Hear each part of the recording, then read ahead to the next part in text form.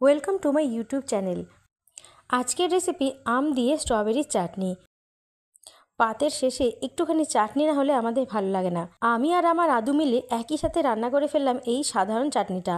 খুব কম সময়ে তৈরি হয়ে যাবে। স্ট্রবেরি আমের চাটনি বানানোর জন্য একটা বড় আমকে এইভাবে কেটে নিয়েছি, ভালো করে ধুয়ে সিটি মেরে নিয়েছি। প্রেশার কুকারে সিটি মেরে নিলে খুব ভালোভাবে সেদ্ধ হয়ে যায়। আর আমি নিয়ে নিয়েছি ফ্রেশ কয়েকটা স্ট্রবেরি। এই স্ট্রবেরিগুলো সাধারণত ফলের দোকানেও পাওয়া যায়। আমি নিয়ে নিয়েছি অনলাইন অ্যাপ থেকে, যারা মাত্র 10 মিনিটের মধ্যে সমস্ত সামগ্রী ঘরে দিয়ে যায়। একটা কড়াইয়ের মধ্যে ছোটো চামচে 2 চামচ মতো সর্ষের তেল ভালো করে গরম করে নিচ্ছি। এর মধ্যে কয়েকটা ড্রাই ফ্রুটস দেবো, যার মধ্যে আমি নিয়ে নিয়েছি কয়েকটা কাজু বাদাম, আমন্ড আর কিশমিশ।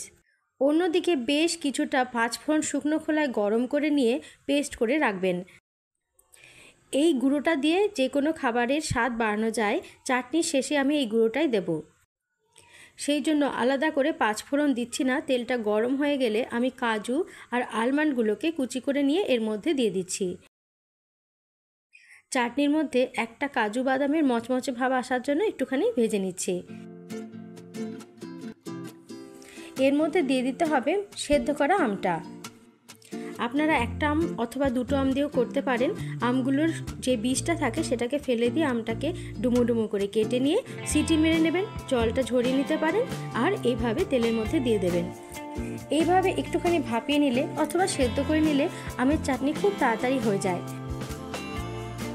ঠিক এইভাবে আমের প্লাস্টিক চাটনি তৈরি করে খেতে আমাদের বাড়ির সবাই খুব পছন্দ করে।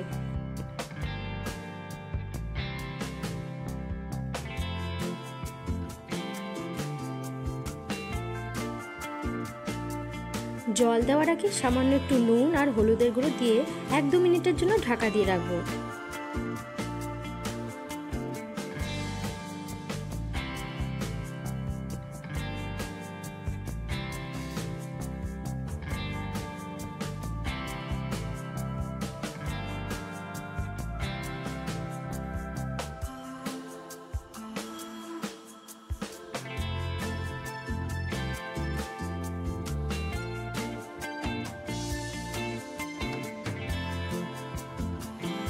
আমি 4টে স্ট্রবেরি জলের মধ্যে খুব ভালো করে ধুয়ে নিয়ে এইভাবে টুকরো করে কেটে দিয়ে দিচ্ছি।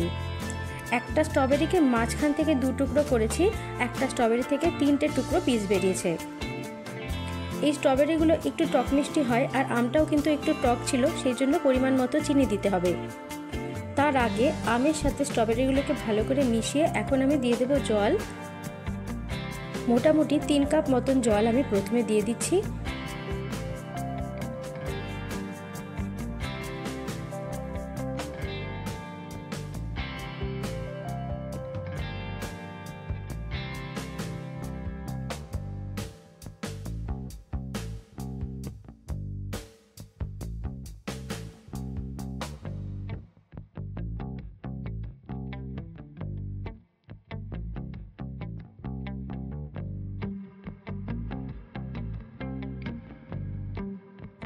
জলটা দেওয়ার পরে একটু বুদবুদ উঠে গেছে, তখনই আমি চিনিটা দিয়ে দিচ্ছি।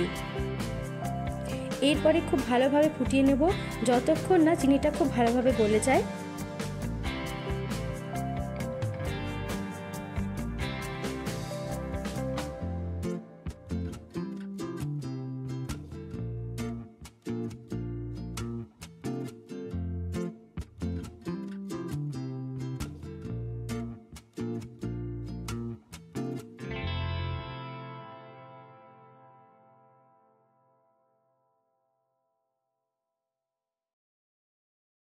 কিশমিশটাকেও কিন্তু জলের মধ্যে ভালোভাবে ধুয়ে নিতে হবে, কারণ কিশমিশের মধ্যেও অনেক রকম নোংরা থাকে।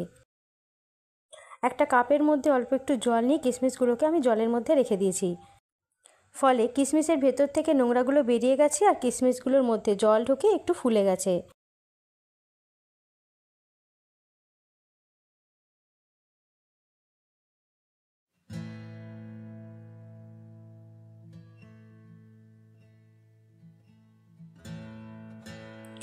দেখতে কত সুন্দর লাগছে। স্ট্রবেরির যে লাল কালারটা থাকে চাটনির মধ্যে একটা অসাধারণ কালার এনেছে। একই রকম পদ্ধতিতে চাটনি না করে কখনো কখনো আমের মধ্যে একটু আঙুর দিয়ে, কাজু কিশমিশ খেজুর দিয়েও আলাদা রকমভাবে করা যেতে পারে।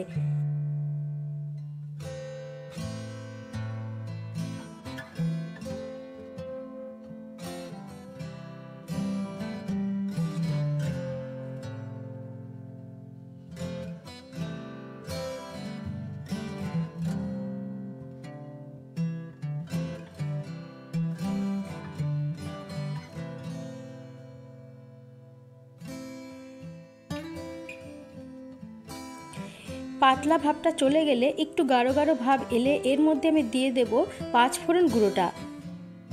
5 ফোড়নের গুঁড়োটা একটু বেশি দিতে হবে। একটা বড় চা চামচের 2 থেকে 3 চামচ মতন দিয়ে দিতে পারেন।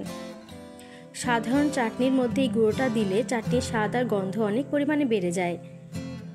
আবারও বলে দিচ্ছি, এটা হচ্ছে 5 ফোড়নের গুঁড়ো।